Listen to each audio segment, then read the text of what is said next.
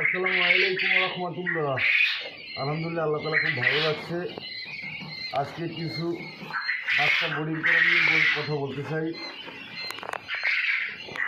যেহেতু আমি মনে করি যারা খামার করবে নতুন কম খরচে যদি করতে চায়, কম খরচে করতে চাইলে আমি আশা করি যে জিরো বাচ্চা নেওয়াটাই ভালো।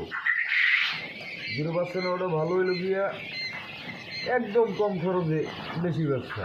আর এই বাচ্চা যে জিরো বাচ্চা নিয়ে যে বোর্ডিং করবে, আসলে এইটার বিষয়ে আমি কিছু কথা বলতে চাই।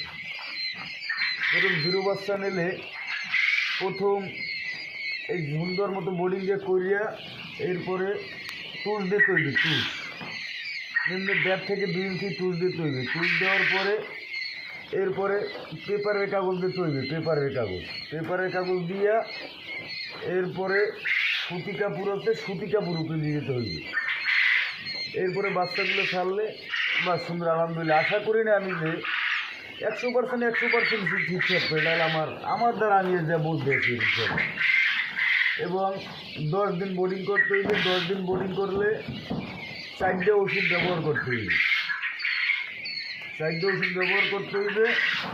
দিন বোর্ডিং করলে 4টে ওষুধ ব্যবহার করে একটা করতে হইবে ভাইয়া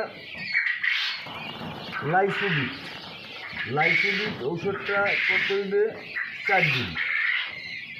লাইসোডিক ওষুধটা 4 দিন করলে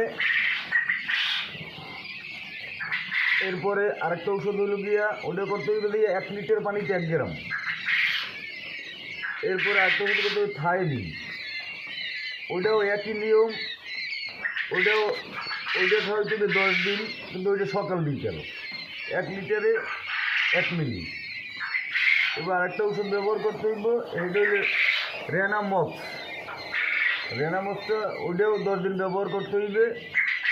10 দিন ব্যবহার 1 লিটারে 1 মিলি, ওইটা 3 বেলা চলবে। এরপরে আরেকটা ওষুধ হলো সেবা ওষুধটাও, ওটাও 10 দিন চলবে বোর্ডিংয়ে, ওটা 3 বেলা চলবে, শুধুমাত্র 1 লিটার পানিতে 1 মিলি। আর এই 4টে ঔষধের একটা ঔষধ বিকেলে চলবে 2 বেলা, সেইটা হইল দিয়া থায়াবিন। আর এটা খেয়াল রাখতে হইবে যে লাইসোডিকটা কিন্তু চলবে 4 দিন। এরপরে এই ডোজটা শেষ হয়ে গেলে 12-13 দিন বয়স হয়ে গেলে এটা রানীক্ষেতের ভ্যাকসিন করে দেবে। আশা করি ইনশাল্লাহ চাইতে কোনো সমস্যা হইবে না। আল্লাহ রহমতে আমার যেটা ধারণা আমি বললাম, আমার কোনো পাখি কোনো সমস্যা হয় নাই ইনশাল্লাহ। আল্লাহ তালা খুব ভালো রাখছে। যদি এইভাবে যদি বোর্ডিং করেন তাহলে আশা করি ইনশাল্লাহ। দেখছেন পাখিগুলোর বয়স আজকে 8 দিন, কি সুন্দর। আল্লাহ রহমতে আমার এই 450 পাখি বোর্ডিং করছি। এর মধ্যে 3টে পাখি প্যারালাইসিস ছিল, আর তাছাড়া একটা পাখি, এটা আমার দোষ, মানে আমার পাড়া পরে যে মারা গেছে। আল্লাহ রহমতে এর মধ্যে আর কোনো পাখি কোনো সমস্যা নেই। দেখছেন পাখিগুলো এখন কি সুন্দর। তুমি যদি ঠিকমতো যদি করেন এতে কোনো লস নেই ভাই। কোয়েল খামারে কোনো লস নেই, আমি দেখি না যে কোনো লস আছে। যাই হোক, আশা করি সবাই ভালো থাকবেন, আমার জন্য দোয়া করবেন। আমি নতুন চাষি, কোথায় ভুল ত্রুটি হইলে ভাই ক্ষমা করে দেবেন।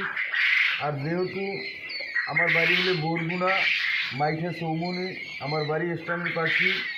যদি কেউ জিরো বাচ্চা লাগে বা বোর্ডিং শেষের বাচ্চা লাগে এবং 25-30 দিনের পাখি লাগলে আমার স্ক্রিনে দেওয়া নাম্বার থাকবে, ওই নাম্বারে যোগাযোগ করলে ইনশাল্লাহ পাইবেন। যাই হোক, বাংলাদেশের যে কোনো প্রান্তে ইনশাল্লাহ যোগাযোগ করলে পাঠাই দেওয়া যাইবে ইনশাল্লাহ। যাই হোক, আল্লাহর মধ্যে ভালো থাকেন, সুস্থ থাকেন, এই কামনা নিয়ে আমার বক্তব্য শেষ করি।